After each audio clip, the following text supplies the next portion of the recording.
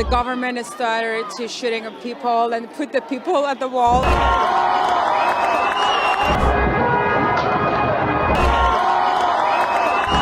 Trump প্রশাসনের ধারণা ইরানে আরেক দফা হামলার জন্য সময় এখন যুক্তরাষ্ট্রের অনুকূলে রয়েছে। পরিস্থিতির উত্তেজনা কখনো বাড়িয়ে কখনো কমিয়ে ধাপে ধাপে এগোনোর কৌশল নিচ্ছেন মার্কিন প্রেসিডেন্ট ডোনাল্ড ট্রাম্প, যা এসকেলেশন ল্যাডার হিসেবে পরিচিত।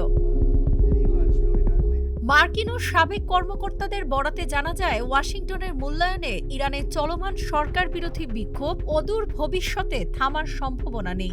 ধসে পড়া অর্থনীতি থেকে জন্ম নেওয়া এই বিক্ষোভ গ্রামীণ শহর ও ব্যবসায়ী শ্রেণীতেও ছড়িয়ে পড়েছে। বিক্ষোভ দমনে সরকারের সহিংসতা সাম্প্রতিক ইতিহাসের অন্যতম ভয়াবহ রূপ নিয়েছে, যেখানে নিহতের সংখ্যা 2600 ছাড়াতে পারে।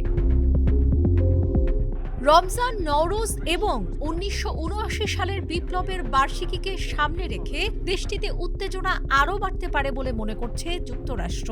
ঐতিহাসিকভাবে এসব সময় ইরানের রাজনৈতিক অস্থিরতা তীব্র হয়। বিশ্লেষকদের মতে ট্রাম্প প্রশাসন মনে করছে এই অস্থিরতা সরকার পরিবর্তনের উপযুক্ত সুযোগ তৈরি করতে পারে। তাই তারা হিসাব করছে কোন ধরনের সামরিক পদক্ষেপ বিক্ষোভকারীদের জন্য সবচেয়ে কার্যকর সহায়তা হবে। সম্ভাব্য লক্ষ্য হিসেবে ধরা হচ্ছে ইরানের রেভলিউশনারি গার্ড ও বাসিজ বাহিনীর ঘাঁটি।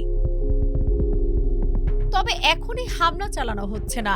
যুক্তরাষ্ট্রের বিমানবাহী রণতরী এখনও পথে রয়েছে। ক্ষেপণাস্ত্র প্রতিরোধ ব্যবস্থার মজুদ সীমিত, আর ইরানের পাল্টা হামলার ঝুঁকিও বিবেচনায় আছে।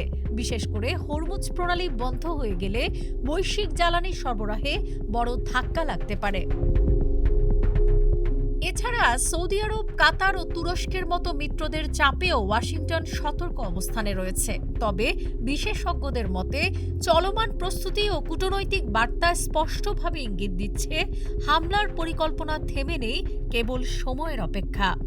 ডেস্ক রিপোর্ট, আজকের পত্রিকা।